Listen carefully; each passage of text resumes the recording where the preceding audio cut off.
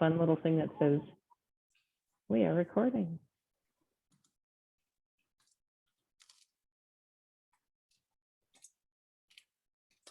Okay, well, do we want to go ahead and get started, Lauren? And then I can just continue to let people in as they show up? Sure, that sounds good to me. All righty, I'm going to start sharing my screen, everybody. Thanks, everyone, for joining us today. I am super excited. We have Lauren Nagel from FC Moves with us today for all about e-bikes. Okay, how will this lunch and learn help me today? Well, we're going to learn together about the history of e-bikes a little bit, and we will discover how e-bikes are different from traditional bikes. We'll also discuss the many benefits of using e-bikes, and I'm really excited about that piece because there are some benefits to e-bikes that I was not aware of prior to learning about it from Lauren. And then you'll also be connected to some wonderful resources that can offer additional information on accessing e-bikes.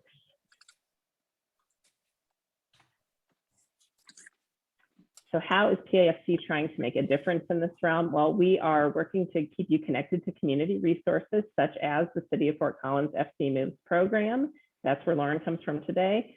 We are also supporting the work of these community organizations and helping to bring all of this relevant information to you. And we're trying to create opportunities for this information to be shared with community members in a form where questions can be answered. We know when we provide this information that a lot of times you have some additional questions, and we really want to make sure that you feel comfortable being able to connect with those resources and get answers to those questions. Welcome, Lauren. Today we are with Lauren Nagel from FC Moves. Lauren is the program assistant with adult education and outreach at FC Moves. Lauren is an active local cyclist and enthusiast. She is originally from Long Island, New York. Lauren has nearly a decade of experience in community and program development and is a bike mechanic, which I was really stoked to hear about because that's one of the things that has been a little bit prohibitive for me when it comes to biking is I am a little nervous about the whole mechanic piece. And I get nervous about the idea of something going wrong with my bike and needing to fix it. But Lauren has some excellent resources for us with regard to that. So Lauren, I'm going to go ahead and stop sharing my screen so that you can share all of your wonderful information. That sounds great. Thank you. You are so welcome. Stop All and right. sharing. And go for it. How does that look? Can you see my slides? Sure can. All right, perfect. Well, hi, everybody. I am so glad that I'm able to be here today with you during this lunch and learn to talk about e-bikes so we can all be e-bike savvy. I am definitely an e-bike enthusiast. I had an unfortunate situation last year where I broke my foot and the only way that I could get around was by e-bike. So I feel like e-bikes are very near and dear to my heart and I absolutely love them. So I'm hopeful that you are here today for similar reasons of love for e-bikes or desires to get an e-bike.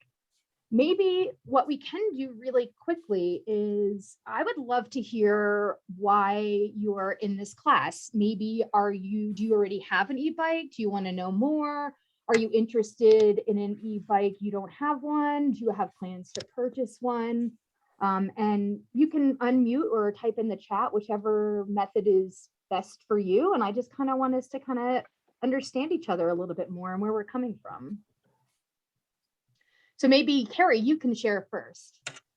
So I am not as familiar with e-bikes as I would like to be. I'm honestly not the most avid biker, though my husband has recently gotten really into biking. But I'm really just curious to learn about the different options and yeah, just learn more. I'm really here to learn more. I'm what you would consider to be a novice bike person. Okay.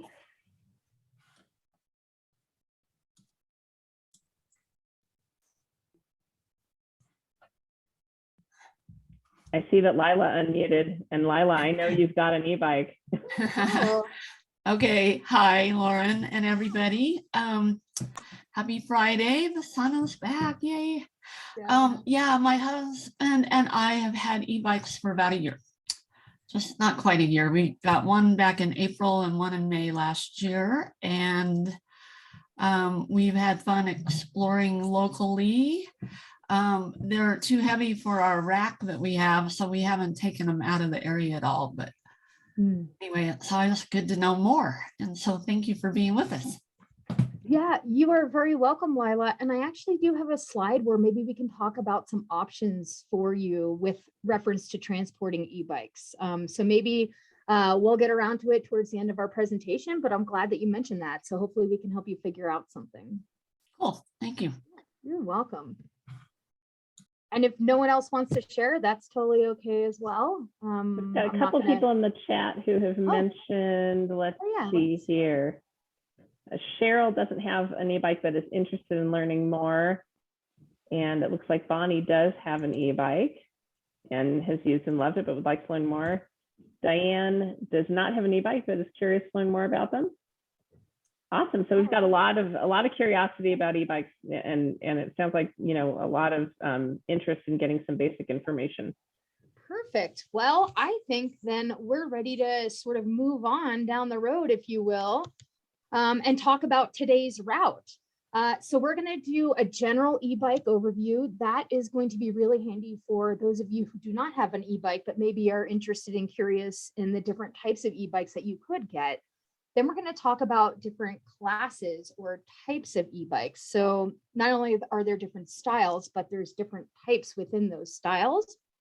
And then we're going to go over some basic anatomy of what an e-bike has on it versus a traditional bike, for example, or even in line and is the same as a traditional bike. And then the benefits, like Carrie mentioned, we're going to kind of talk about a few of those. And then most importantly, because I feel like e-bikes are sort of a new and changing environment, we're going to talk about what the Colorado laws are, and then what the laws are for Fort Collins and Larimer County, and then maybe some communities beyond that as well. All right, so let's talk about an overview. First of all, I want us to look at this picture here. You can see one of our bicycle ambassadors, Tim. He has an e-bike that is actually a cargo bike, that his favorite precious cargo happens to be his kids. So there are definitely options that you have for a cargo bike and an e-bike if you want to go get groceries, for example, or something similar. Or if you happen to have kids or adults that you want to haul in the back, that's, you know, up for you to figure out and decide. Okay, so I want us to connect to maybe starting off at the beginning, if you will, the history of e-bikes. It actually goes back a lot further than you would imagine. The first patents were filed in 1890 for e-bikes.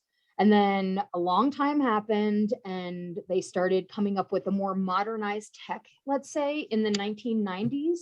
And then right around 2010 or so, they started switching up the motor style. And the name brand bicycles like Trek or something similar started to invest in creating their own versions of e-bikes. So then now here we are in 2022, and I feel like pretty much any bike brand maker has an e-bike option. There are many different options out there. Some brands are only e-bike brands and they're kind of everywhere. So that's great news for those of you who are looking to get one. So I looked up what an e-bike was just to see, to make sure we're all on the same page. And Wikipedia says that it's a bicycle with an integrated electric motor that is used to assist propulsion. That sounds like a mouthful to me, but pretty much it means that there's some electric component that helps the bike move forward.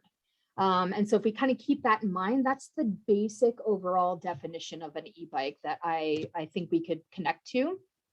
And then there are two different types of assistance that you could get. There's pedal assistance, and that is the electric assistance is provided with the pedaling mechanism. And then there's a throttle, where it has sort of like an integrated electric scooter-like functionality. So a throttle is like maybe something that you would use like with your hands to get the electric assist to activate. So those are two general higher up classifications. And then what about the types? So there are some general e-bike types, like any bike type that you could think of, a road bike, a mountain bike, a hybrid, a trike. a cargo bike, a fat bike, etc. All of those main type of bikes that you would find in this sort of traditional bike format, you can find any of those in the e-bike format now, which is really nice to know. So that should be maybe a little bit more familiar to you and that you can connect to it. But then there are also some very specific things that you can do to convert maybe your bicycle that you have now. This red wheel here, that's called a Copenhagen wheel. And that is actually a wheel that you can put on in replacement of the wheel that you have on your bike now that can convert it to an electric bike. And then this right here, this is this sort of trailer looking item. This is a called a ride kick. And that's actually a Fort Collins local product that has sort of been around for a while in reference to e-bikes. And that is another way that you can convert a bicycle that you already have into an e-bike. So you have lots of options. That's really great. At least I prefer to think that that's really great. And I kind of wanted to talk to you a little bit about cost in relation to these different e-bikes, because for me, that definitely has a heavy weight or a heavy factor for me when I'm considering buying an e-bike or anything. A brand new e-bike, you could probably find for as low as $500 somewhere. And I did make these numbers before our rapid inflation that we're having currently. So this might be a little less true, but it's pretty close to true. And then up to $1,500 or more. So you can find a $3,000, $4,000, $5,000 e-bike. It depends on how fancy you want to get, what you're looking for. But just know that there's a wide range of money that you could spend on an e-bike. A used e-bike is going to be less. So that's good news. How much less? That all kind of depends on who's selling it and what you're buying, but just know that your base price point is going to be a little bit less. And then those conversions that I mentioned, those are going to start off around $400 and go up from there.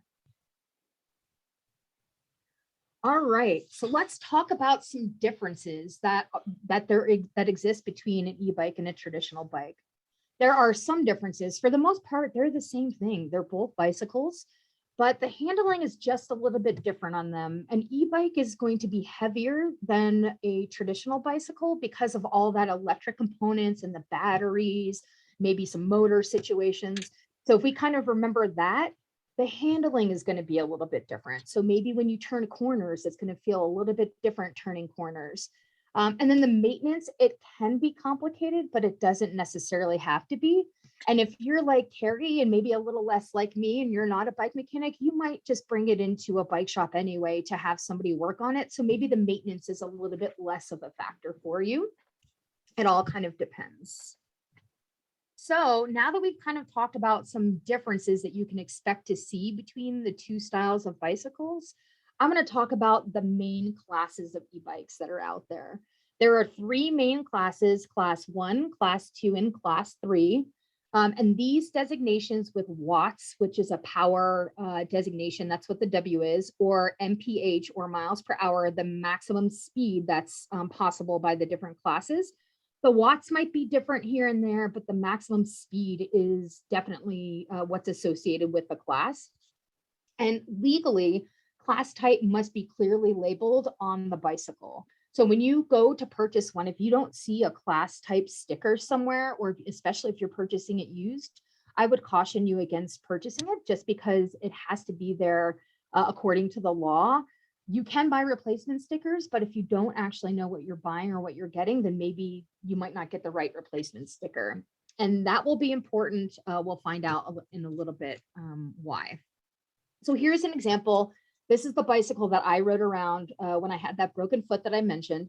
And this is an example of the class sticker. So see how this one's black and white versus white and black, but it still has the same basic information on there. It has the class number and it has the power in watts and it has the miles per hour maximum on it. So let's talk about e-bike anatomy. Here's that bicycle that I mentioned that I drove around or rode around rather. And we'll kind of dive in a little bit deeper to some of the things on here that are different. Like the battery, you can probably spot right away. But first I want to kind of talk about the batteries in a little bit more detail.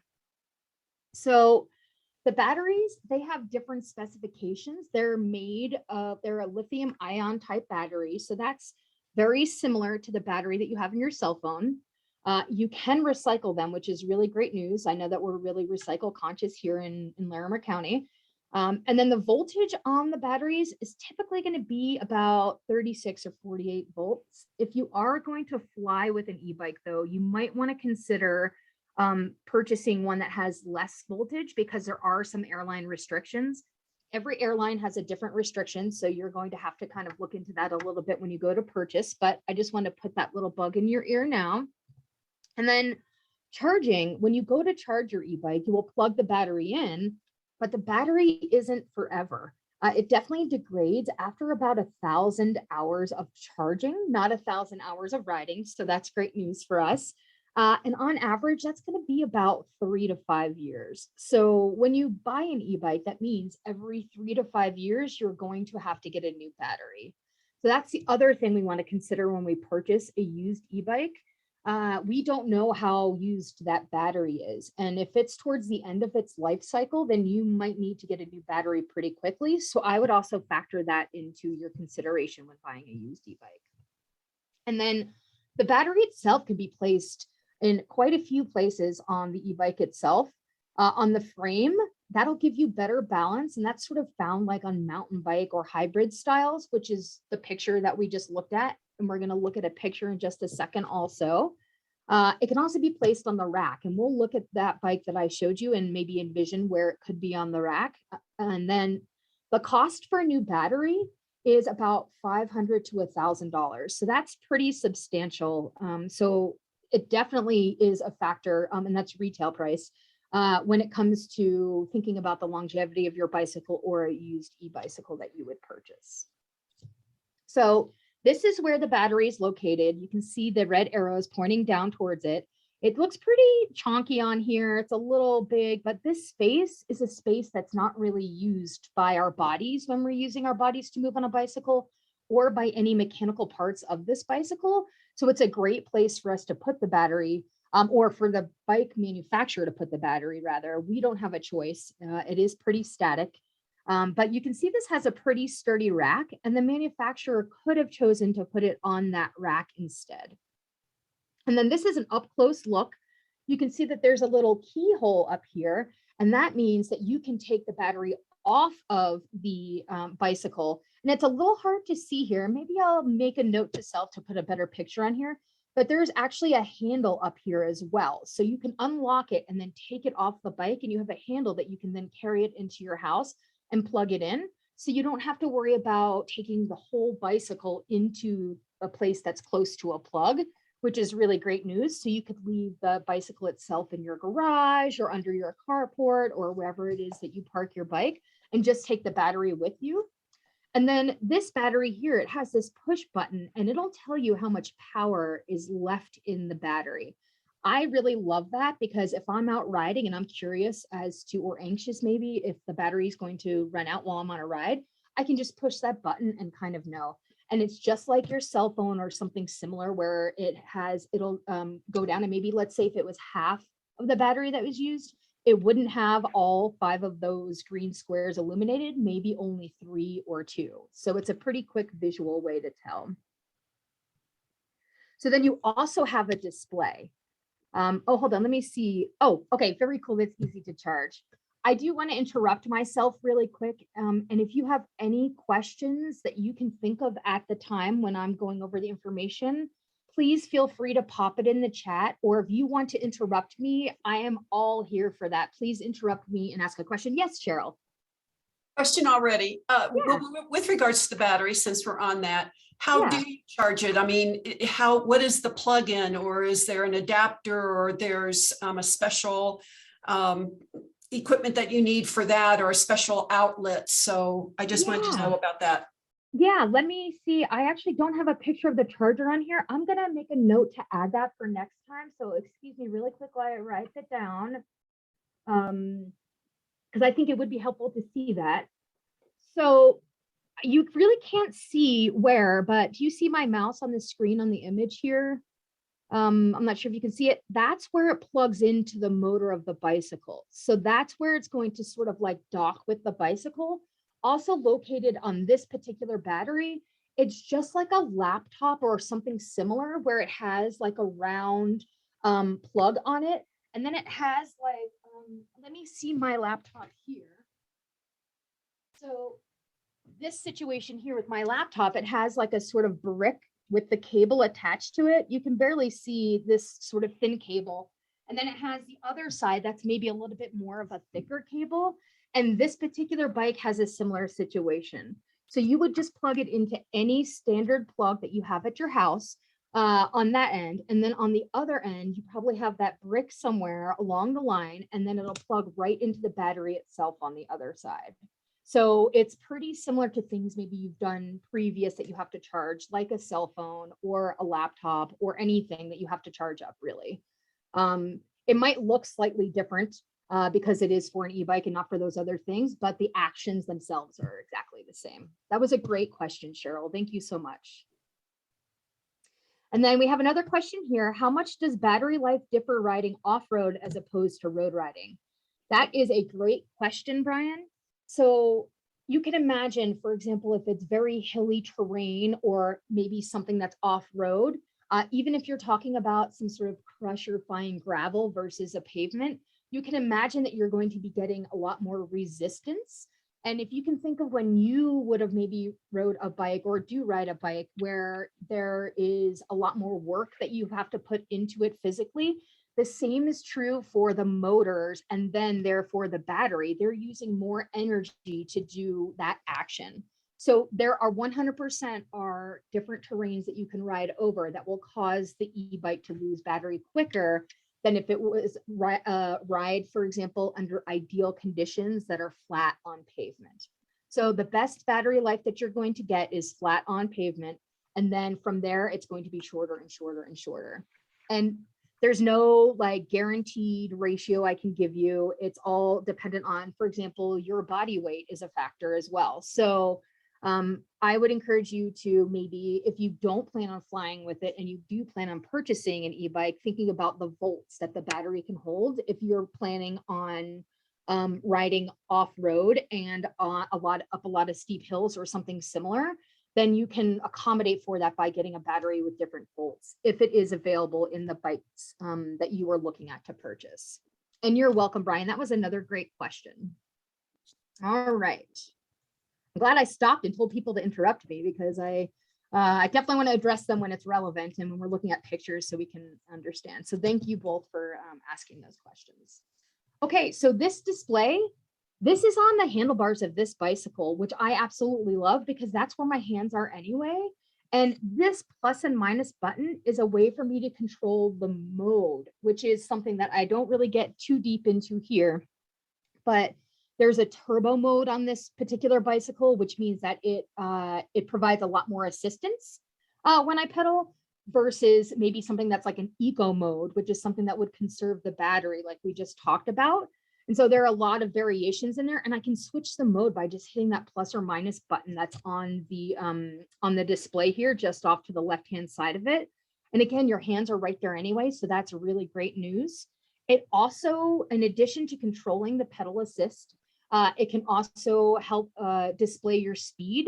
And in fact, that is required by law as well, which I think is really handy because we do have some speed limits and restrictions on our paved trails here in Fort Collins. I'm not sure about the rest of Larimer County, but we'll talk about that in just a little bit. And so knowing your speed is really, really handy because you want to make sure that you are being a courteous trail user and being very respectful. And so that speed display is really nice. And then also the distance.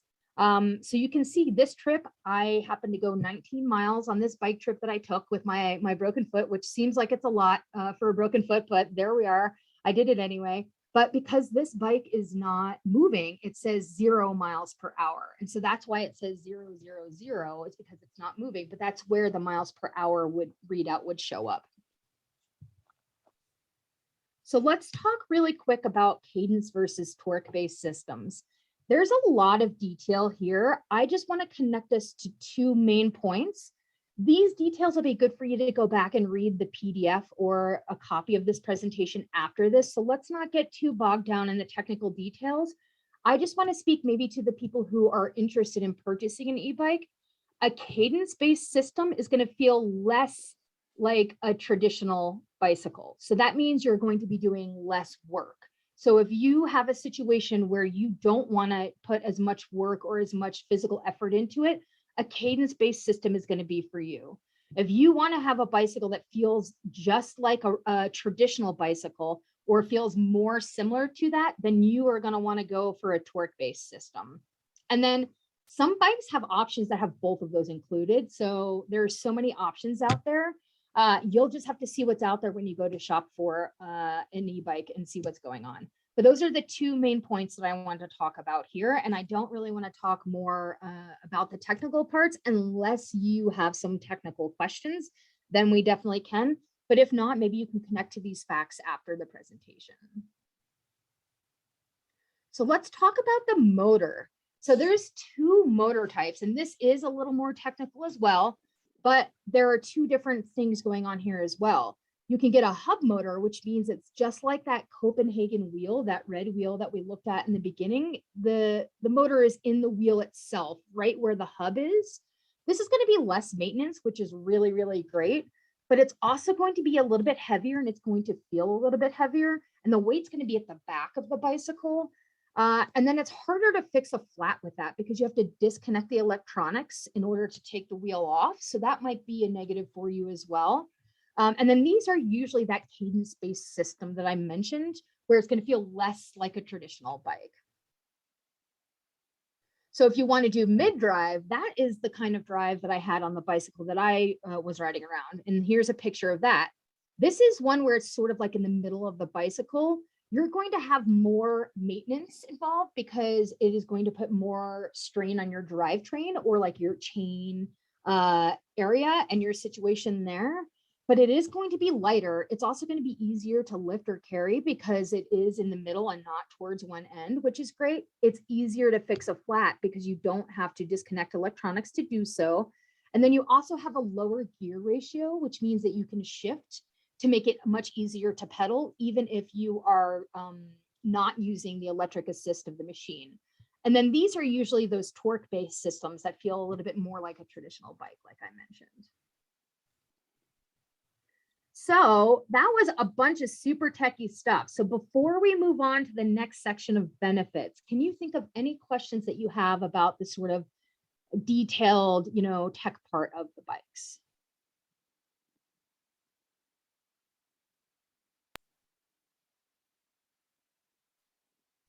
Yeah, Cheryl. Me again. Yeah. Earlier, you talked about pedal assist versus throttle. Is there one you didn't do? I like the comparison that you did with the cadence and the torque, and then the one with the battery or the battery placement. But what with the pedal assist versus throttle? Can you talk about the differences in that and comparisons of the pros and cons? Yeah, so I can think of maybe some few like overarching concepts for us to connect to. The throttle will be, you're going to have to grip it and turn it, right? And so, or do some sort of like hand activity in order to engage the electric motor. And then with the pedal assist, you don't. That will be something that occurs through pedaling. And so that is just like a basic overview. I'm not going to get too much more into it than that. I would rather follow up with you with some more specific details that are relevant than to, just talk forever about the differences between the two. I feel like there are, you can get pedal assist or throttle for any of the types that we've talked about. It depends on the manufacturer. And so that's just like an extra factor on top of it. And so that's why I didn't really get into the comparison there. So it depends on you. I know for me, I get arm fatigue and I don't like to sit there and have to grip and twist something. And so for me, that's something that's a little less ideal. I would prefer something that's more involved with my leg movement and pedaling. But for example, when I had that broken foot, maybe that wasn't the best thing because I only had one foot that I could use with full power. And so it created a situation where I had to rely on my physiology a little bit more in my feet rather than my hands. So those are just maybe considerations for anybody who's thinking about an e-bike for any reason.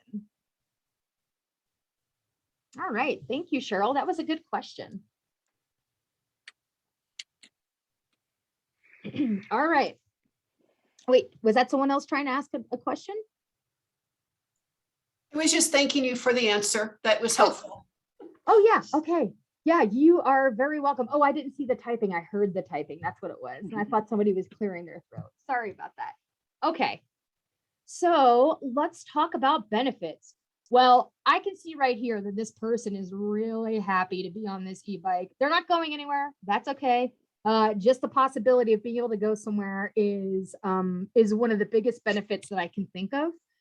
Being able to go anywhere by bicycle is always a great thing. Riding any bicycle is a great way to get places. So just kind of keeping that in mind, I feel like personally, like physical benefits that maybe I don't necessarily have written on here is that I feel like it's really good for my wellness and mental and like well-being and mental health to be able to move my body outside. And that is a huge plus all the way around. And that's why it's true for any bicycle.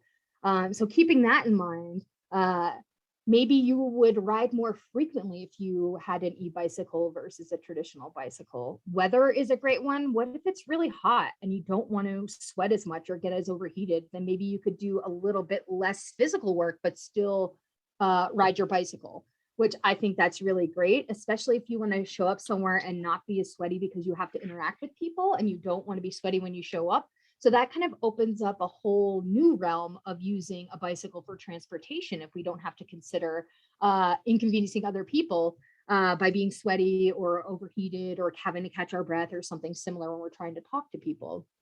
And then the pandemic or the fires, those are two situations maybe that hopefully were a little bit more relevant in the past and not relevant going forward, but we don't know what the future holds. So maybe there's some forest fire smoke and you want to go somewhere, but you're a little anxious about the particulate matter in the air. Well, then you don't have to breathe as deep because you have an e-bicycle that can help you move forward without having to breathe as deep. And then you can, like the bicycle ambassador I showed on one of our first slides, you can connect with your family and ride with your family.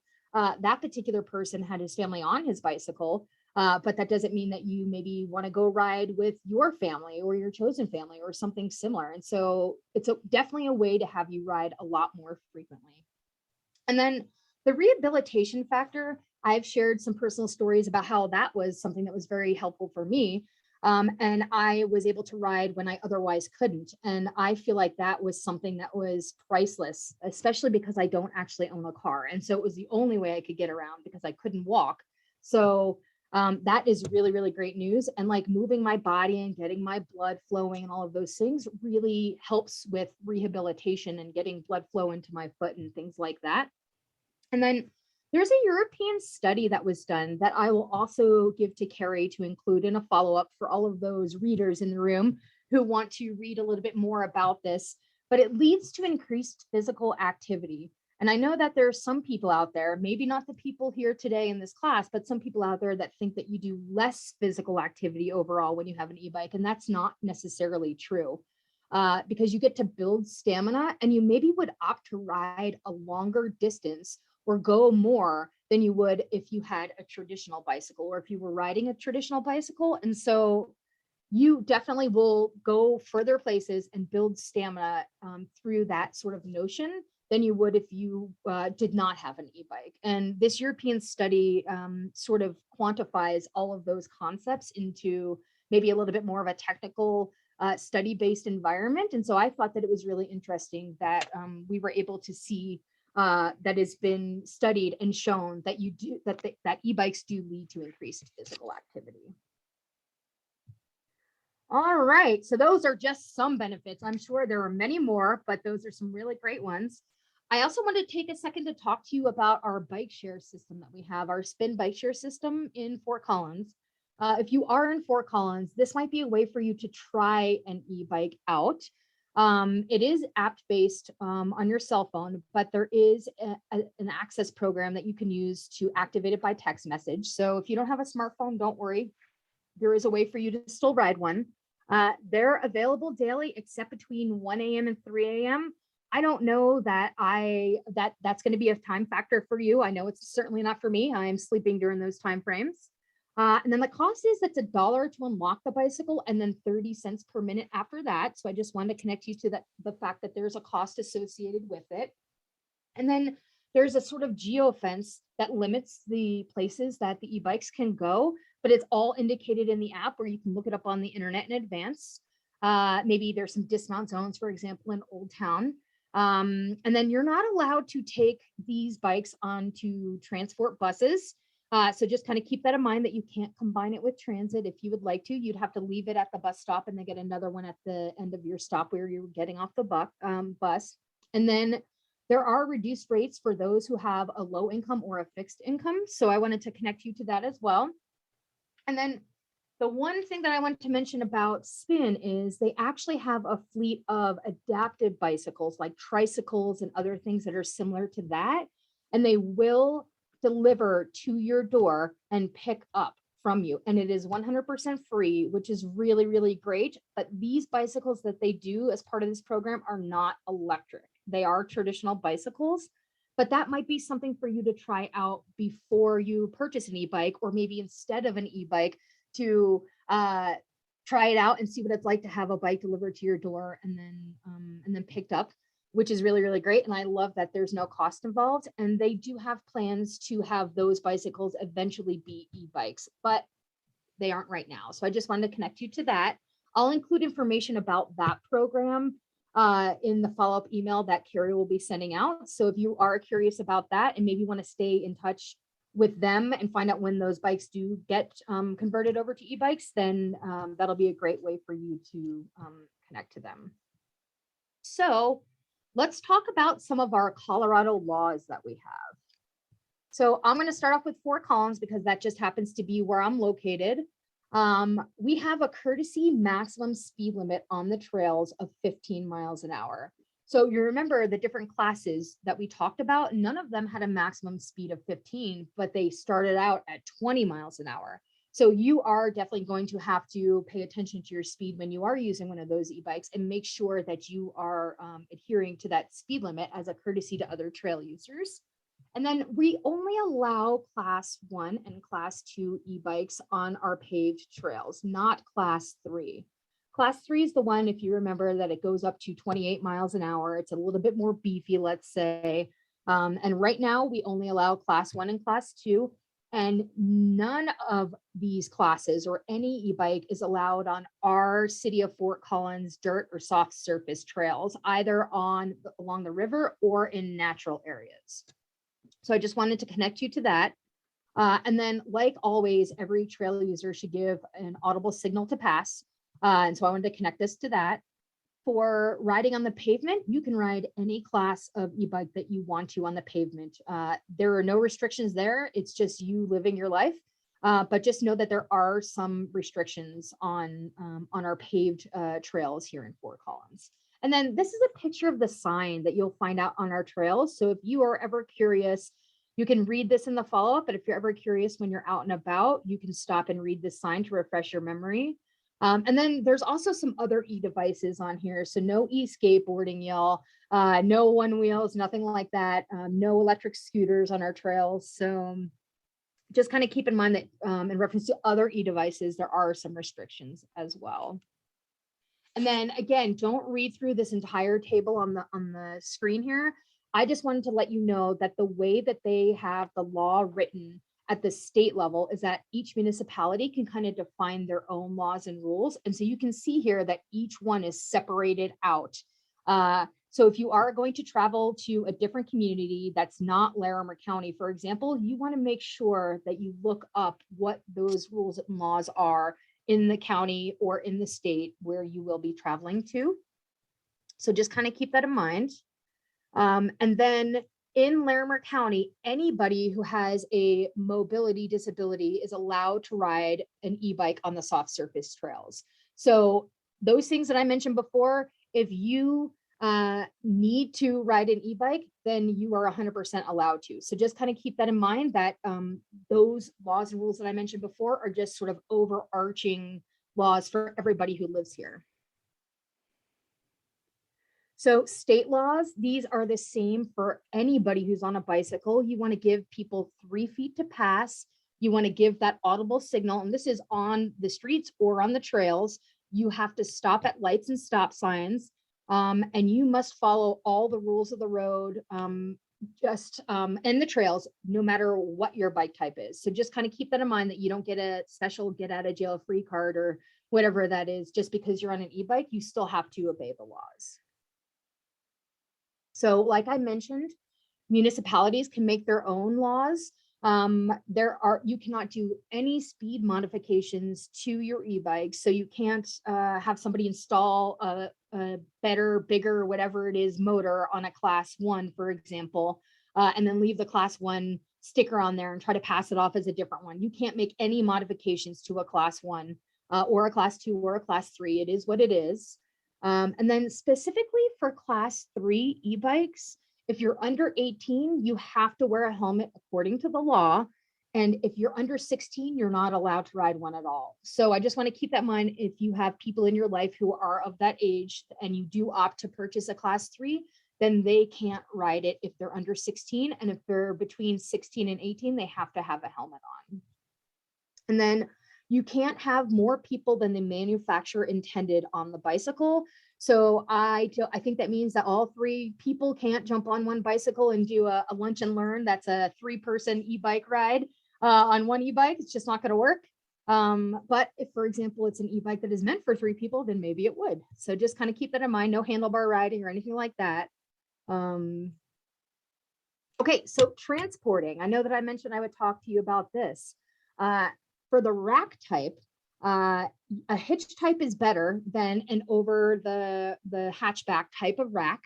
You want to make sure that it's rated for the weight, and I suspect that might have been the problem that you were having previous. And you want to remove the battery when you put it on your rack, because that'll take some of the weight off, which is really, really great news.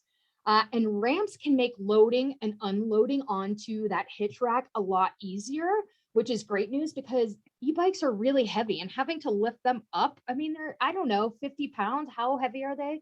It depends on the e-bike that you have, but lifting them up is really, really hard. So these ramps are really great. And there's several different kinds. I just picked one picture that I saw that looked like it was really easy to see how it could be helpful. And then if you're going to put your e-bike in your car, you're also going to want to remove the battery again. And then you want to make sure that you don't sort of like snag it on anything or have any rubbing, because you don't want any electrical components to wear down quicker than they would otherwise. And so you really want to be a little bit careful when you go to put your e-bike in your car. And then this is all that I have on transporting. So if you had any further questions than this, I would love for you to ask them now. And even if I don't have any answers, I can definitely research them and get them to carry to forward them on to you. No questions. That's great news. Okay, just wanted to double check and make sure. So I know you might be thinking, what do you do if you're out riding and the battery dies on you? Because that would be my main fear, is like, okay, great, I have this e-bike and now the battery's dead. It weighs a bunch. We just talked about that. And now I'm going to have to pedal it back. That's like a traditional bike squared. I don't know. It seems way too heavy. So this is what I recommend you do. Just lock up the e-bike, phone a friend, whoever that might be in your life that can come help you out, have them come pick you up, bring that battery home. Remember, you can unlock it with the key, charge it up at home, and then get a ride back to the e-bike, put the battery back on, and then you're up and rolling again. So it's not as complicated as it sounds, or as it might feel emotionally before we talked about it, which is really, really great news. So what about the locks? Weight isn't going to be an issue, because the bike itself, or the electric motor component of the bike, can accommodate for the weight of the lock. So you don't have to worry about taking on that in your physical, your physical ability. So go as beefy as you want to with that lock. This one here, this is a really gigantically thick lock. But if you have something that you're going to be parking maybe in a common area or outside, you want to make sure that you're protecting your investment. And that's really important because it would be a huge bummer if you came out or downstairs or whatever and didn't find your bike where you left it. And you want to be thoughtful about where you place the lock. You want to make sure that you're going through a part of the frame that actually can't be undone by lifting the bike up and out and around the lock. So locking through one of the wheels is great. Locking through a part on the frame, and every frame is different. So that's why I don't have a picture here. But I think maybe I'll include a bike locking tutorial in the follow-up email, Carrie, just to maybe have some people connect to the options. I'm going to write that down really quick so I can remember that. Okay. And as long as you're thoughtful about your placement, you can put this in a rack. You don't have to put it on your back. You can put it around the bike itself. Maybe you have a basket on your e-bike. It all kind of depends on what kind of e-bike you have. And this will be really handy if you ride with it because of this possibility of the battery dying. Okay, so there's a question here about foldable e-bikes. Diane, I don't know that it does add complications. I have a friend who has a foldable e-bike and he loves it and he uses it all the time. I think that those are really, really great if you want to fit it or store it into a small space, maybe that's like more square than long, then that'll be a great option for you. If you want to connect to why you want a folding e-bike, is it so you can fit it in somewhere small? Is it because it's fun and festive, which I think is a great reason? Or is it because you want to transport it in a method that requires it to be folded to transport? If any of the needs are things that you have, I suggest 100% to get a folding e-bike. If you want to do it for the festive nature, that's a great reason to get a folding e-bike too, but maybe it's not a need. I don't know if that helps you organize your thoughts a little bit. All right, let's see here. Yeah, so somebody has friends with 2 folding e-bikes and they travel with them in their small RV. So that's a need, right? That would be a great thing that you want to fold it and put it into a space that you have that is small. Thank you for that question, Diane. That was really helpful. All right, so I think we're coming on the end. We have just 2 more slides here. So we're getting to the end here and then we'll have some time for a question and answer afterwards. So I wanted to tell you about this if you are in Fort Collins.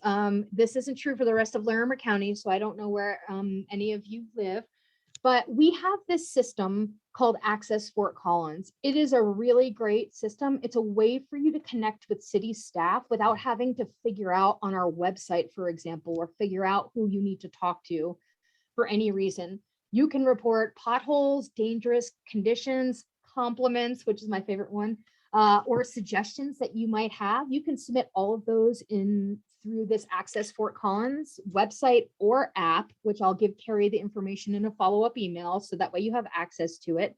There are some great reasons for using this service. One, it's part of the public record, and it's totally free, so don't think you have to pay for it. It's part of the public record. So if there's a problem and it's been a consistent problem, it is out there for people to access and see. A quick response is required. I believe we've set a requirement for all city staff to have to respond within 72 hours. And then if you do use the app, you have the option of using the GPS feature on your phone to pinpoint exactly where you are, so you don't have to describe in words where maybe there's flooding on the trail and some segment of a trail somewhere where you don't know where you are exactly. And you can provide pictures of exactly what the problem is. This one here, my favorite bike lane obstruction besides Colorado snow and ice, is when they do road work and they put the road work signs up in the bike lane. I report those immediately and they get taken care of immediately, which is really, really great news. And then I want to talk about some resources that you have to you. So, or that you have available to you. Bicycle Colorado is a statewide advocacy organization that specifically advocates for e-bike related issues at the state level. So you can check out their website or look into them a little bit more if you're interested in maybe sort of cutting edge laws or initiatives that are being taken in order to make e-bikes more prevalent and easier to use in everyday life. And then the rest of these logos on here, these are all places where I know that they have e-bikes in Fort Collins. REI, for example, isn't only in Fort Collins, so that's great news. You can find one, an REI across the country. And then Provello is another bike shop that we have here. Trek is a bike shop that you can find around the country as well, and they make e-bikes. If you wanted to get a used one, Recycled Cycles is a great place to go. Drake has more e-mountain bikes. I think Provello does as well. And then Lawson here, they do conversions.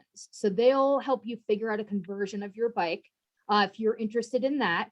And then Pedigo is a company that is a national chain, but we do have local owners here in Fort Collins in our Midtown area, and they only do e-bikes. And Colleen there was somebody that will definitely work with you to figure out what type of e-bike is best for you, because they have almost every single type, but it is their personal brand. So if you wanted a Trek e-bike, for example, you shouldn't go to Pedigo. Oh no, you did learn that Lawson was closed in Fort Collins permanently. I just recommended somebody this morning to go there also. I will definitely look into that. And thank you so much. That must be news, because new news, which I guess is news. Yeah, I went by there last week and there was a new sign above their space.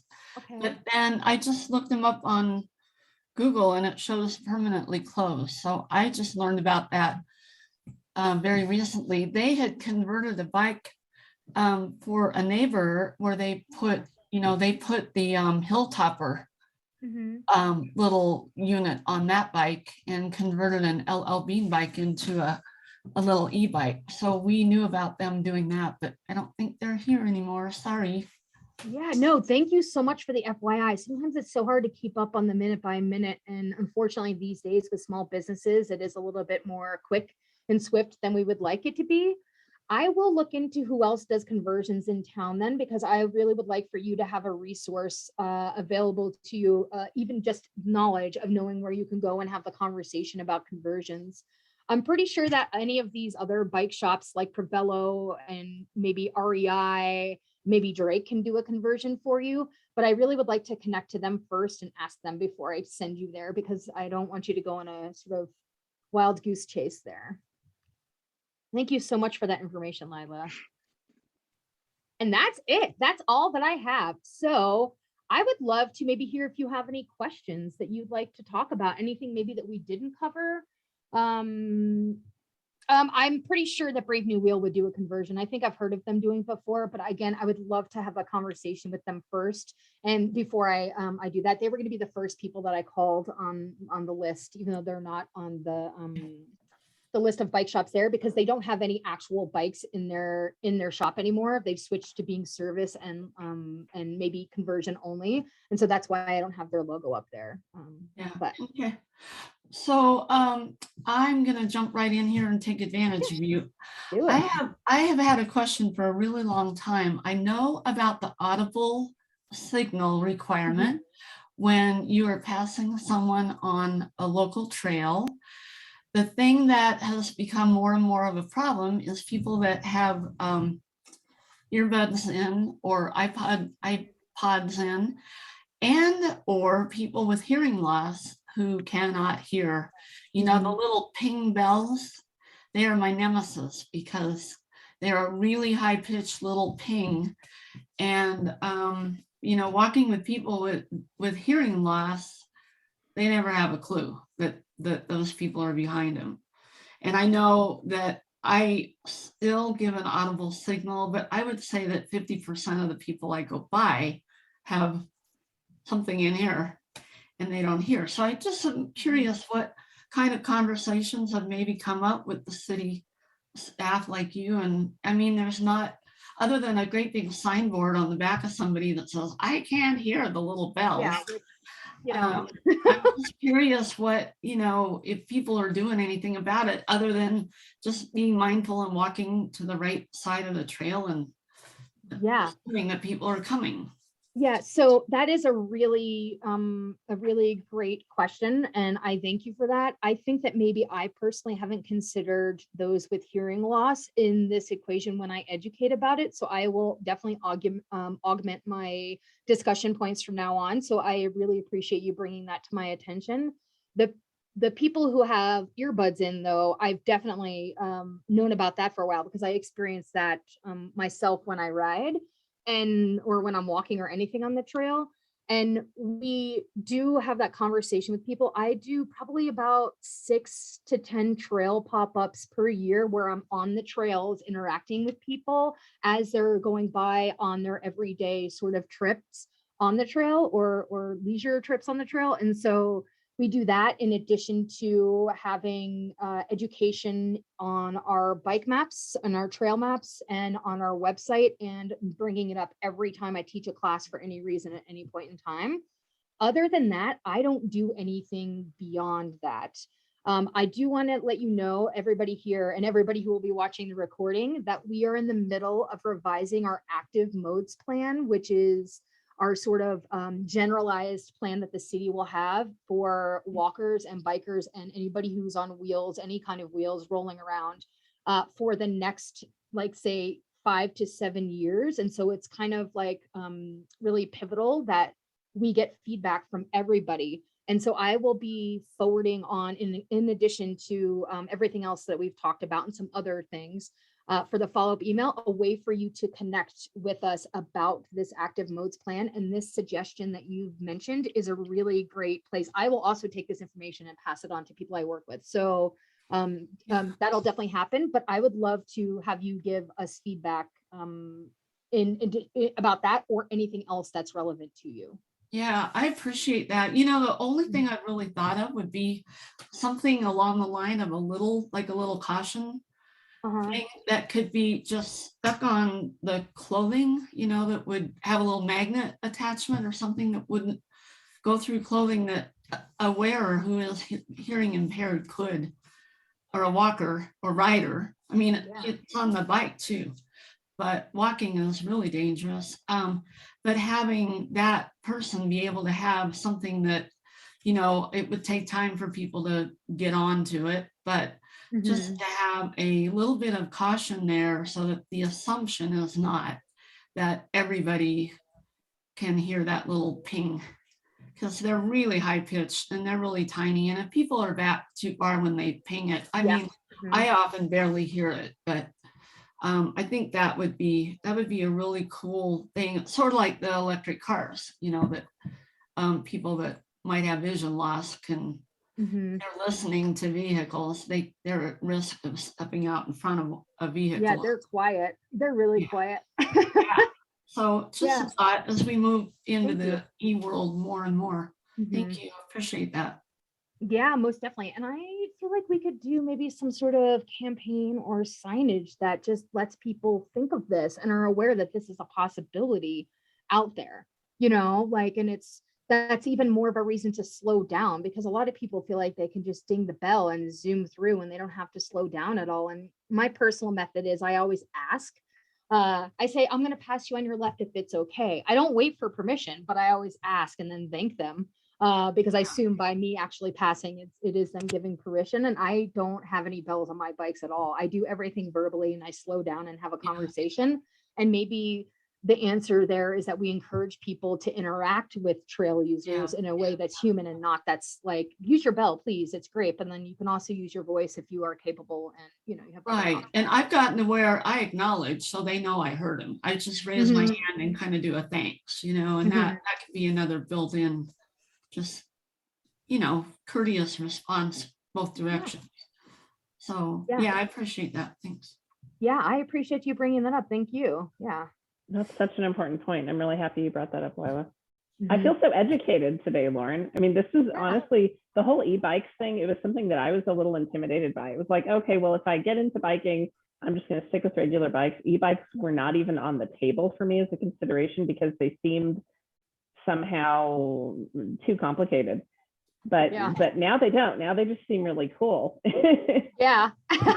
Yeah, I and did even have if one you, question for oh you yeah, with regard to kind of e-bikes and weather. And are there oh yeah. certain kind of precautions that we need to take when we're using e-bikes with the weather that we have here locally that are different from regular bikes? No, and I prefer to call them traditional bikes because I feel like e-bikes are regular bikes. So I just want to, maybe that's my own politics going into it, but I feel like we do have weather that likes to turn on a dime here. So I definitely don't want people to have a false sense of security because they are on an e-bike instead of some other type of vehicle or their feet.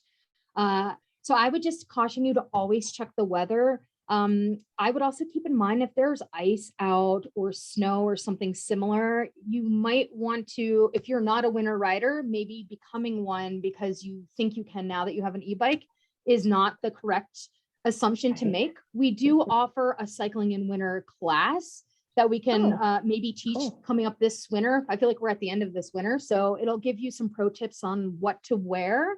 And I think maybe that is the most useful thing that I can say is that you can imagine if you are relying less on your body to generate heat to move forward or while it's moving forward on a bicycle, that your clothing choice might be something that you will consider to add layers because you will get colder quicker because you'll be moving maybe faster than you would be able to pedal. I don't know what speeds anybody goes at normally, but if you're hammering 20 miles an hour on the streets, for example, your body heat's going to be up high and you won't notice the wind. But maybe if the bike is moving at 20 miles an hour and you're putting in the effort you would if you were going at like 10, let's say, then maybe your body heat is not as high. So think of your gloves, maybe like your neck, areas that you have that might get cold, maybe put that extra layer on in the middle somewhere. And don't assume that your feeling of riding a traditional bike is the same in cold weather as it would be for an e-bike. Right. All good tips. Thank you.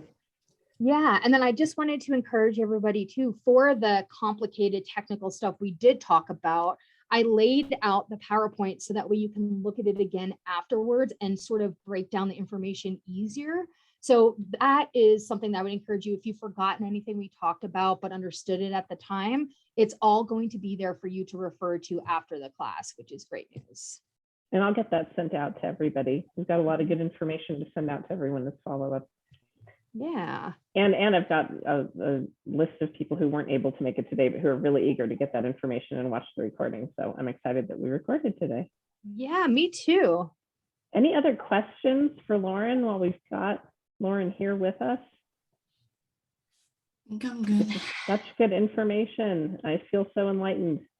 Yeah. It was very good information. You covered so many different aspects that I hadn't considered before. So just having a little bit of knowledge before going into one of the stores, having just a little bit of information is really helpful to make a good decision that fits my needs and what I'm wanting. Yeah, thank you.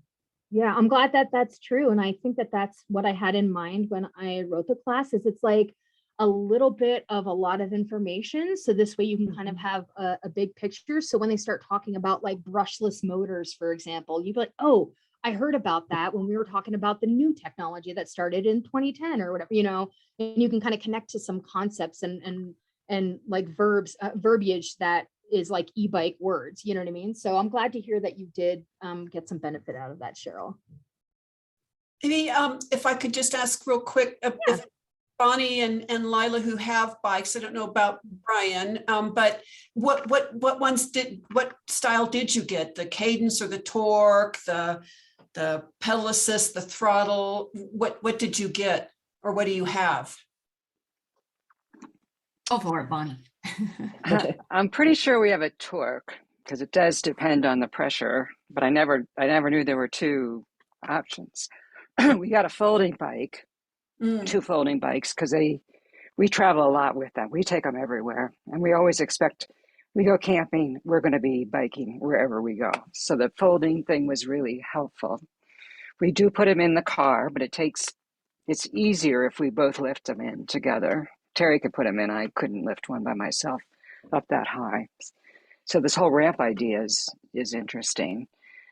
And we got rad power bikes, which have kind of fatter tires, just so that we can ride on dirt roads, since, you know, I live in the country and there are a lot of dirt roads to maneuver. I don't know if I were just in town, if I would get them. I think they're a little heavier, but we've had them for, what, about 1.5 years, and we just love them.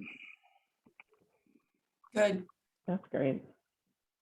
Yeah, we ended up investing in the pedagogos, and the reason we got them is that I had seen a bike with an e-bike with a frame that had a really low step through. And the Pedago Boomerang model is the lowest step through frame that I have found. So we didn't even look at anything else. That we went right there. They had one that fit me perfectly, a little red one. It was just like that one you had in your photo, Lauren, little red Pedago with that little hub on the rear wheel. And I came home with that. And then the shipment that came in May had the 24-inch boomerang.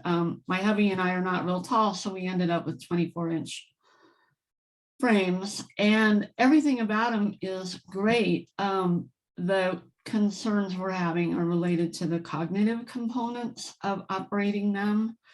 And for somebody with some memory challenges, is the battery on? Is the controller on? And then we got integrating Bluetooth helmets so that we can talk to each other. And, you know, the sequence of that, you've got to do it just perfectly. And if you don't push the button a little bit hard enough, they might not connect on the first try, and then I might have to do them again. So those have been the drawbacks, but the access is really good and they're really fun. And he rides his more like a scooter. I never see him pedaling back there, but who cares? We're out there. And we put a little puppy, we had a little wagon on my bike. So I tow our little dogs around too, which is pretty ridiculous, but it works. So, And Lila, you know, we have, excuse me, the bikes we got have 5 power assist levels as well as 7 gears. So it does make it a little more complicated, because you're kind of determining on the one hand how much pedaling you want to do and then how much assist you want. yeah. And then there's the throttle that actually is integrated. Ours is not all throttle, but we have a throttle we could use, which I use if I have to go up briefly or real steep. The throttle, so I think that's something you want to consider too. The throttle is what scares me a little bit, because I'm calling it a really hot throttle. It goes, and it does not have a graded speed on it. However, I was in there a few days ago and had a talk with Colleen that Lauren mentioned, and the new model that came out this year, they've changed that up a little bit. So I think there's a little bit more range with that. But yeah, we have 5 pedal assist options, and then beyond that it's throttle only. And I've only had mine up in number 3, and man, it is flying. Yeah, me too. I can't imagine ever having it in 4 or 5 unless I was climbing quite a hill, because we don't use it like that. And that's when I use the throttle. If I would need 4, I just use the throttle to get up where I'm going. Yeah, I agree. I don't know that the 4 and the 5 are necessary.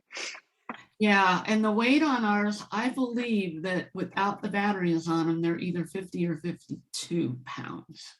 And we've got a Kuat rack that is rated for, I think, 100-pound rating for 2 bikes. So we haven't even attempted to put them on it. And so that's something, and we knew that when we got them, and we really didn't anticipate going out with them. And then, you know, Bonnie goes traveling all over the place, and they're in Idaho doing rails and trails and whatever. And I'm like, yeah, man, that would be fun. So we may have to get another vehicle and put a heavier rack on it, but there's no way I could ever get one in a car, you know, to bring it up horizontally and put it in a car. But in general, they're really fun and they're really smart, as long as you can sequence what you need to do with them. Right. It's a little complicated. Yeah. Well, I have to run off to an appointment. Good to see you all. Lauren, thank you again. Good Yeah, to you're see you. welcome. I Yeah, appreciate it. I might get hold of you sometime. Take care. yeah, definitely. Yeah, Thanks and for that's true joining for in, everybody. everyone. You're welcome. Yeah, anybody can reach out to me anytime. My email will be included in the follow-up email as well. So I am here to help you and let me know if there's any other questions I can answer. Oh, good. Perfect. I'm excited. I'm going to go Yeah. shopping this weekend. Nice. Right. I didn't realize that the price point started as low as it does. That was interesting to me. I had no idea. I assumed that these bikes were, like 2,000 and up, and that was your starting option. I didn't realize Well, that you could get one for less.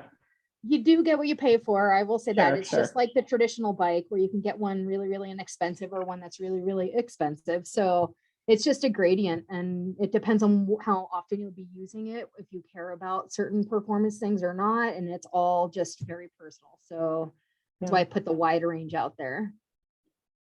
Well, thank you so much for all of this today. Wonderful, wonderful info. I'm going to go ahead and stop recording now. All right.